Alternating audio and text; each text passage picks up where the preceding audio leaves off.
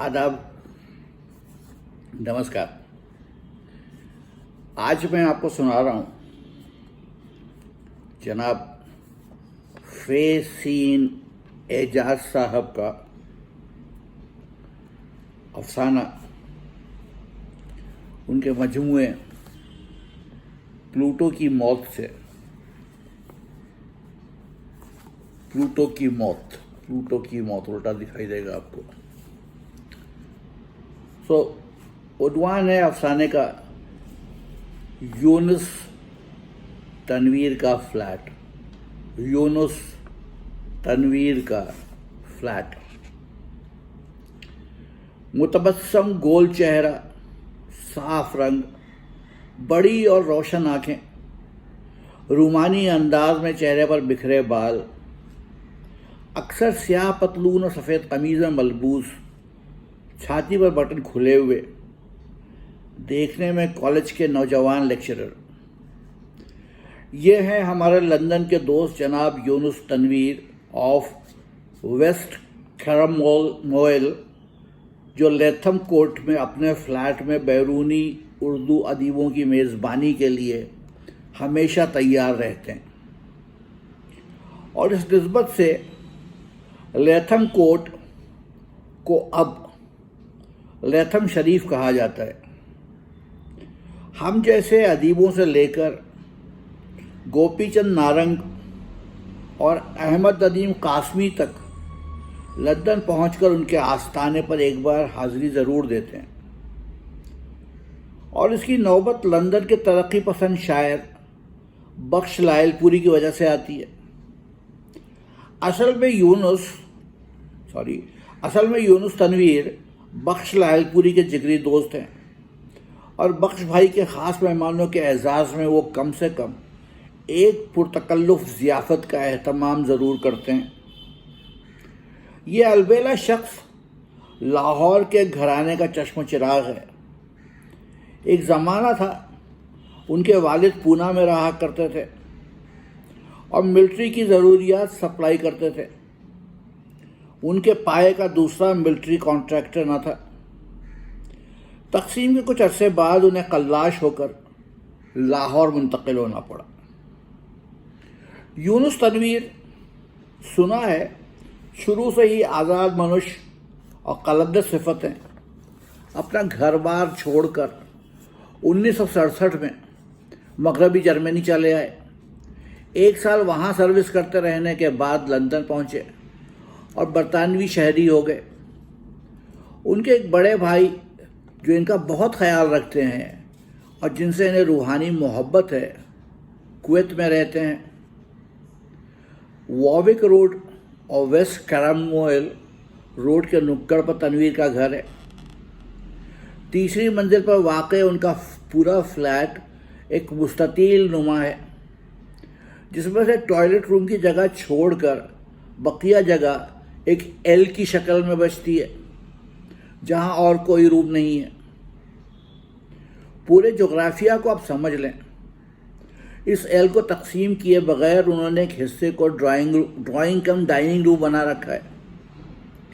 यहाँ बैठकर खिड़की से कैरमोइल और वॉविक रोड की मसरूफ़ शाहराहों का नज़ारा किया जा सकता है। जब चौरस्ते का सुर्ख सिग्नल रोशन होता है तो गाड़ियाँ रुक जाती हैं और कुछ बेरोज़गार मर्द या औरतें दो दो की तादाद में रुकी हुई कारों के आगे पहुंचकर ड्राइवर से शीशे साफ करने की इजाज़त मांगते हैं। अगर इजाज़त मिल जाती है तो बर्क़ रफ्तारी से एक आदमी बाल्टी से निकालकर झागदार साबुन, फोम सोप शीशे पर एक रोलर से लगा देता है। तब दूर से गाड़ी के शीशे पर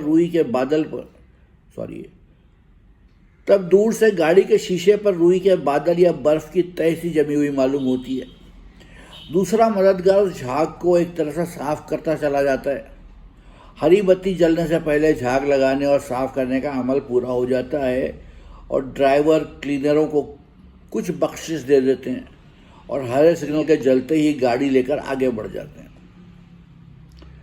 मैं अक्सर सोचता हूँ, ये लोग ये काम ना कर रहे होते तो क्या भिखारी होते?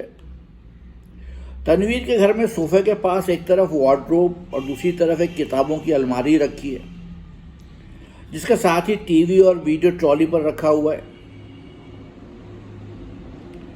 ٹی وی سیٹ کے پیچھے جنوبی دیوار سے لگا ہوا ان کا بیڈ ہے۔ یہ جگہ بھی دیواروں سے گھری ہوئی نہیں ہے، یعنی بیڈ تو ہے، بیڈ روم نہیں ہے۔ ہال کے انتہائی اندرونی حصے کو انہوں نے باورچی خانے کی شکل دے رکھی ہے۔ گرچہ یہ بھی کچن ہے، کچن روم نہیں، جہاں fridge, sink, oven, transistor, cassette recorder, ہر چیز موجود ہے۔ ہر روز ڈیوٹی پر جانے سے پہلے تنویر خود ویکیوم کلینر سے فلیٹ کو صاف کرتے ہیں، حالانکہ گھر ہمیشہ صاف ہی رہتا ہے۔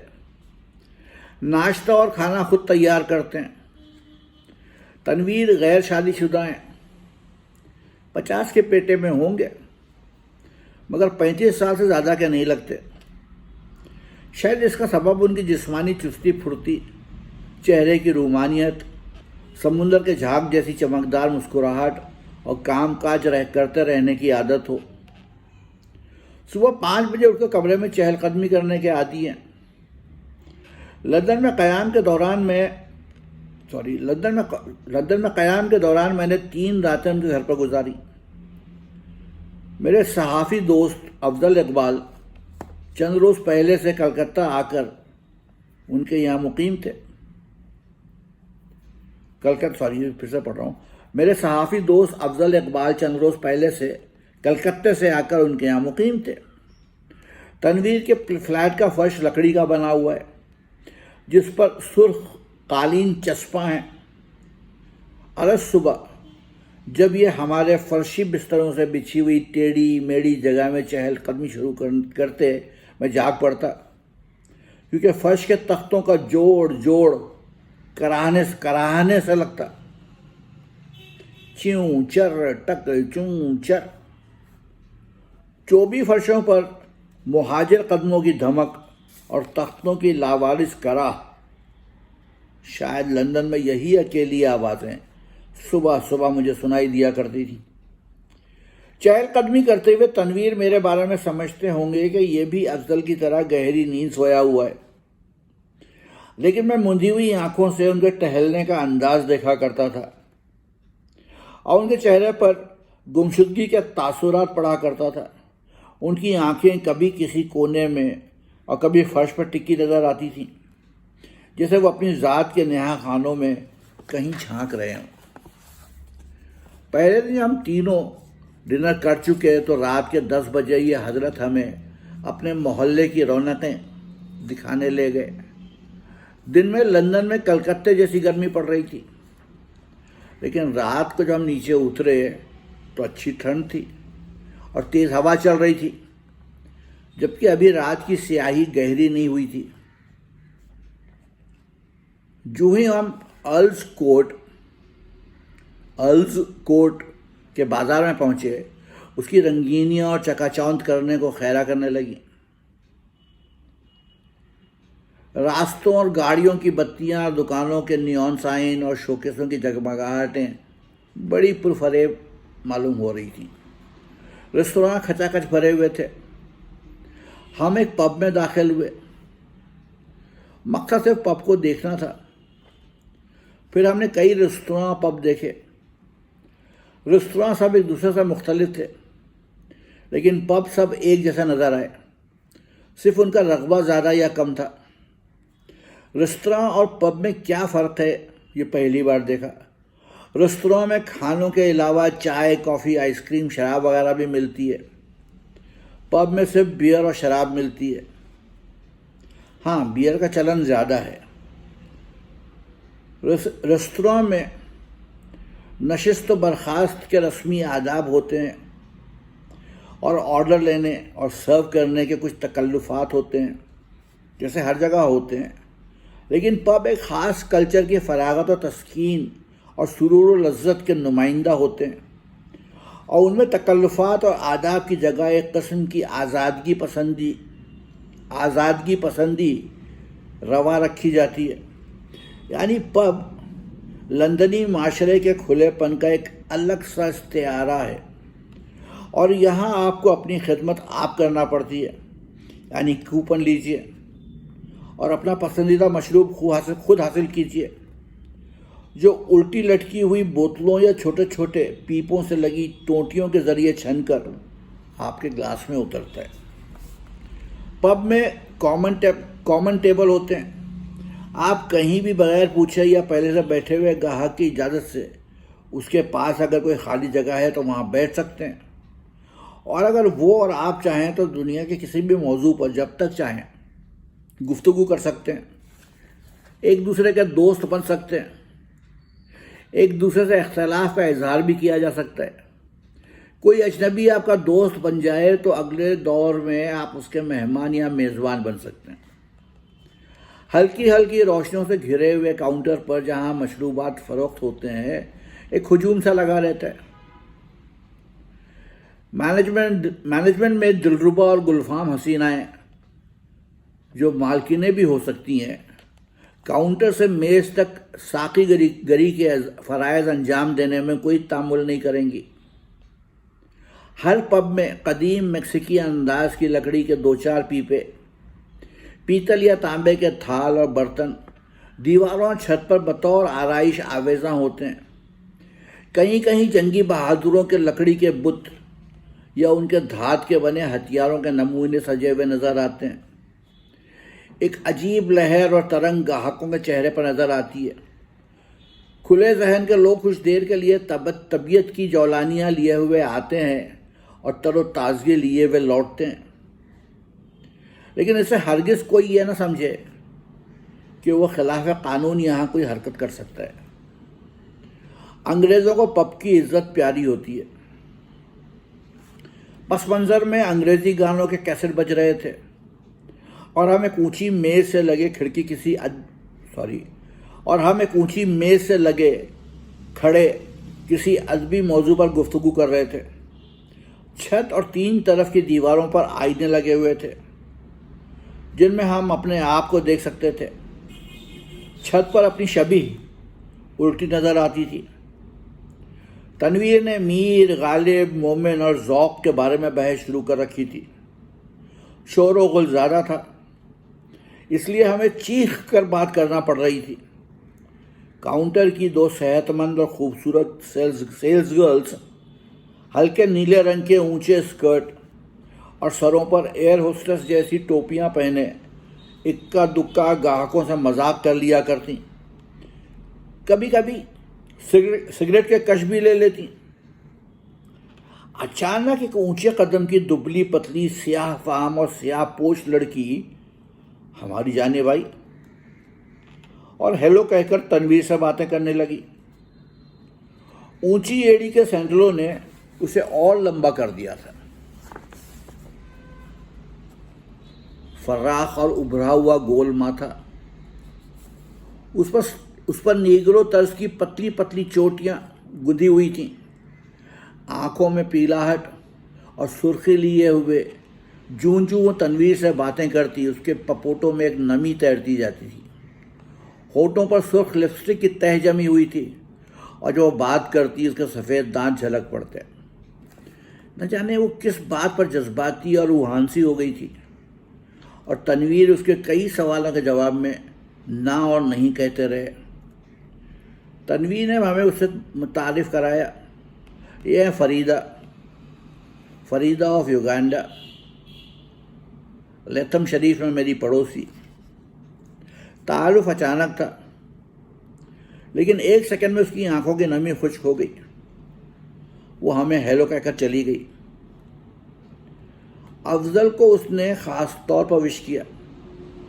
اب مجھے یاد آیا کہ افضل اقبال نے انشاء میں چھپے اپنے سفر نامہ لندن میں اس سیاہ فام لڑکی فریدہ کا ذکر کیا تھا۔ ہاں، یہ وہی فریدہ ہے۔ میرے پوچھنے پر افضل نے تصدیق کی۔ فریدہ کے جانے کے بعد تنویر نے مجھ سے کہا، مجھے رات اور کالی چیزیں بہت پسند ہیں۔ رات اور کالے رنگ سے بڑھ کر حسین اور کیا ہو سکتا ہے؟ میں تنویر کا منہ دیکھتا رہ گیا۔ مجھے حیران دیکھ کر تنویر نے سوال کیا، کیا تک رہے ہو؟ میں نے کہا سوچ رہا ہوں کہ فریدہ کے حسن کی تعریف کس زاویے سے کی جائے۔ دوسرے دن صبح 8 بجے تنویر کے ساتھ تجرد پر بحث چھڑ گئی۔ میں نے کہا آپ شادی کیوں نہیں کرتے؟ آپ ہینڈسم ہیں، اسمارٹ ہیں، لڑکیاں آپ پر فدا ہوتی ہیں۔ کہنے لگے میں شادی کو ایک عام عمل سے تعبیر کرتا ہوں، شادی کر کے آدمی کوئی بڑا کام نہیں کر سکتا۔ میں نے پوچھا آپ گویا ہم شادی شدہ لوگوں کو بیکار اور حقیر سمجھتے ہیں؟ خیر یہ بتائیے آپ نے شادی نہ کر کے کون بڑا کام انجام دیا ہے؟ جواب ملا شادی نہیں کی، یہی بڑا کام ہے۔ بیکار جھنجھٹوں میں آدمی کو نہیں پھنسنا چاہیے۔ شادی تو ایک معمولی بات ہے۔ شادی کر کے میاں بیوی میں ہر ایک جھوٹی تسلی کے لیے اپنے دوسرے نصف کو خوش کرنے کی اداکاری کرتا ہے۔ دنیا میں روزگار کے غم یوں ہی کیا کم ہیں جو آدمی کسی کے ساتھ پیمانے وفا باندھے اور بندھنوں کی زنجیر میں اپنے آپ کو جکڑ لے۔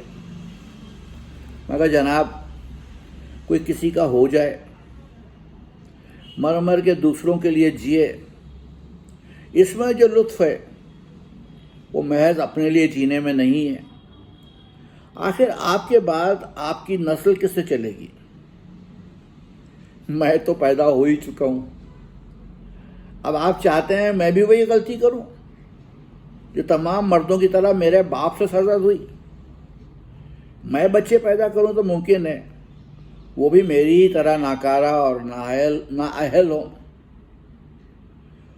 ممکنات پر کوئی حتمی فیصلہ نہیں دیا جا سکتا تھا۔ تنویر بھائی، فطرت کا کام ہے پھیلانا اور بڑھانا۔ پہلی بات تو یہ کہ نہ آپ ناکارہ ہیں اور نہ بیکار۔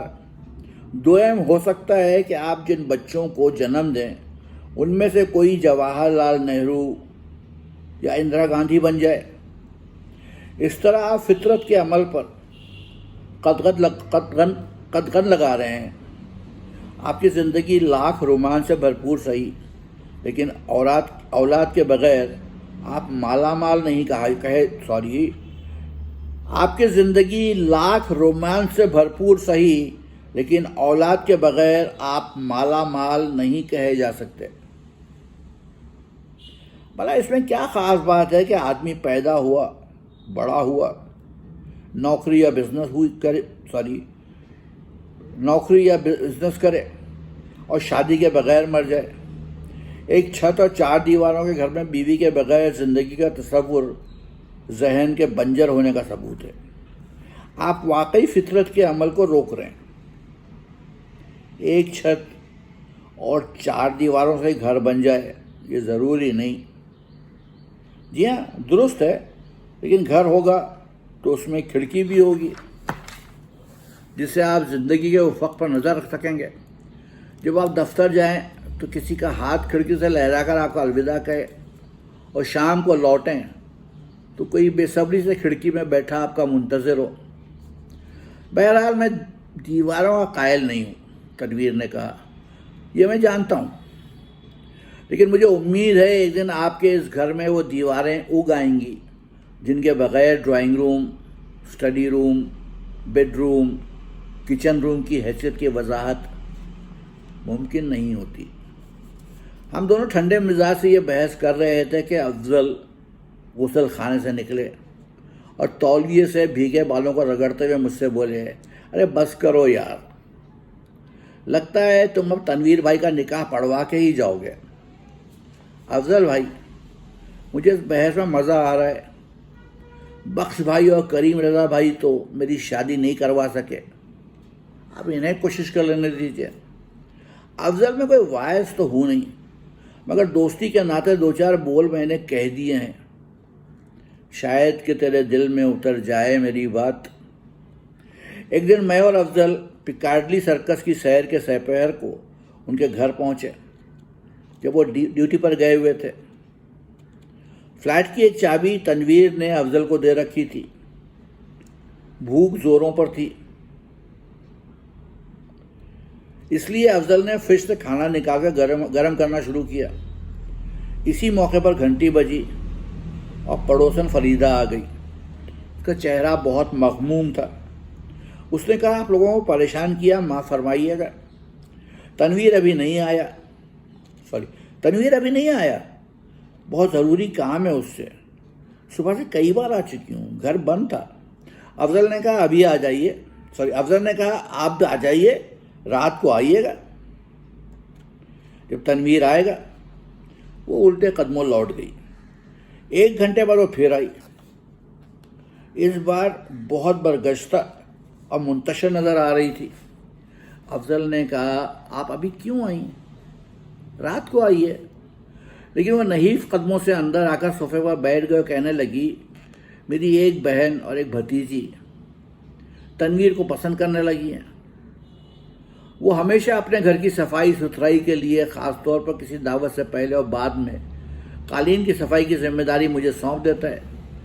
اس بار آئندہ کل آپ کے اعزاز میں ہونے والے ڈنر پر ضرورت پڑی تو اس نے مجھے نظر انداز کر کے انہیں زحمت دی.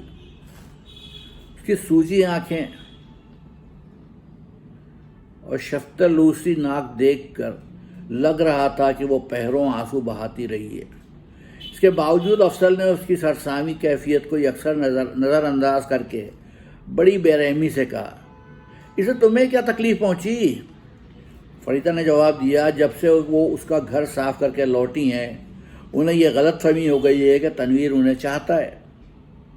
یہ آخری فقرہ ادا کرتے ہوئے اس کی آواز کافی لرز رہی تھی. ایک بار پھر اس کی بڑی بڑی آنکھوں میں پیلاہٹ اور سرخی نمودار ہوئی اور آنسو تیرنے لگے. اس نے پرس سے ایک بار پھر اپنا مصوصہ ہوا نیپکن نکالا، لیکن آنکھوں تک نیپکن لے جانے میں اسے تامل ہوا. پرس میں اسے واپس رکھا اور سگریٹ سلگا کر 2-3 ہلکے کش لیے. میں نے سوچا یہ عورت آنسو اور آگ ایک ساتھ پی رہی ہے. بہرحال ہمیں ڈسٹرب کرنے کے لیے وہ ہم سے معذرت طلب کر کے چلی گئی. دوسرے ہی لمحے وہ پھر لوٹی اور ٹھہراؤ کے ساتھ بولی تنویر سے کہنا تمہاری خدمت کا حق صرف میرا ہے. کچھ دیر خاموش رہنے کے بعد افضل نے کہا آنے دو تنویر کو، آج ہم اس کی خبر لیتے ہیں. شام کے 7:30 بجے ہم ایک پب میں ترقی پسندی اور لندن کی ادبی گروہ بندیوں پر بحث کر رہے تھے. سب ذکر ہو چکے تو فریدہ کا نام آ گیا. افضل نے دوپہر والی بات بتائی. تنویر نے کہا میری اور اس کی دوستی 20 بار ٹوٹی اور ہم پھر دوست بنے. کبھی کبھی میں سوچتا ہوں میں نے واقعی اس پر بہت ظلم کیا. مجھے بہت پیار کرتی ہے وہ، میں اسے کل منا لوں گا. میں نے پوچھا اور بھی تو فریدائیں ہوں